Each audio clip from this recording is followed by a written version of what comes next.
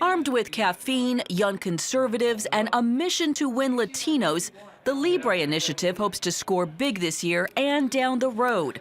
Part of the strategy, phone surveys that identify top issues and encourage voting.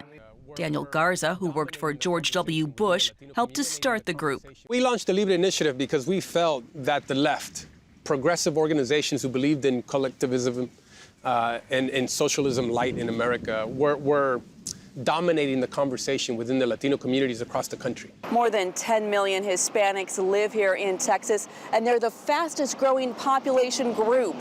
It's one reason why both parties are waging a fierce battle for their vote. You have to engage with the Latino electorate, and if you don't, you do so at your peril. That effort is taking place in 8 states, with Texas a clear priority.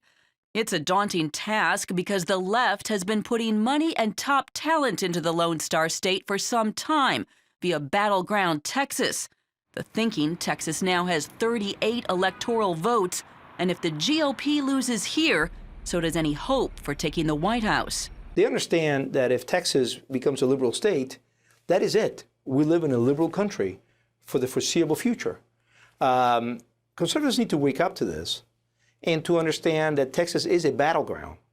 Gonzalez and a growing number of conservatives are making a case for not only why it's important to reach Hispanics, but how. I think conservatives need to extend to Hispanics an inclusive message of opportunity of the American dream and say the American dream can also be yours. Progressive liberal policies have put you in a hole, have conditioned far too many immigrants to see the government as benevolent. Believe it or not, immigration reform is not the top issue for Hispanics. A Pew Research Center poll this year found that it's education and jobs. Another reason why the Libre initiative believes its message of economic freedom is a winner. At the end of the day, Latinos have not rejected market principles, conservative ideas, biblical values. It's just that the left has dominated the conversation for so long that when the right doesn't engage, they win.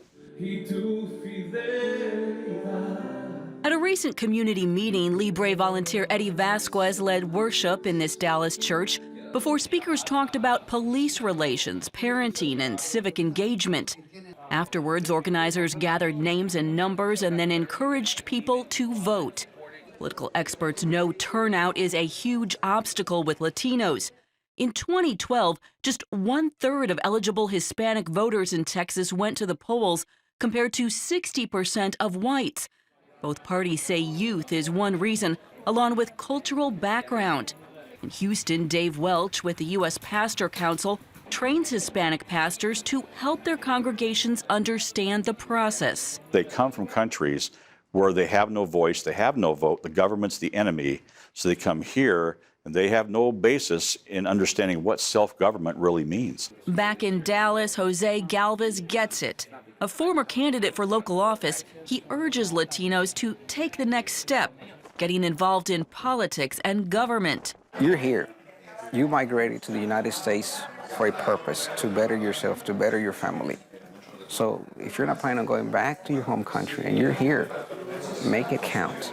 For both parties, the Latino electorate represents a potentially huge prize, but only if this exploding population decides to make its voice heard. Reporting in Dallas, Heather Sells, CBN News.